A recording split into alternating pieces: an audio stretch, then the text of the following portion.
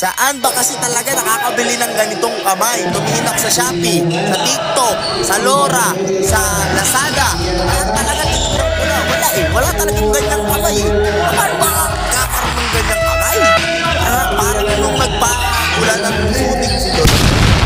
Naliligo doon, siya lang mag-isa. Wala nang iba. Siya lang yung nandun sa lugar na yun. Hindi pa rin sa akin yan mananalo. Hindi ako natalo ko. Talo siya eh. 1, 2, 3, power counting! Yan o. Napakahirap na naman ginagawa. Madali guys. Contested 3-point shot. Oh, talagang may tao lagi sa mukha, sa kamay niya.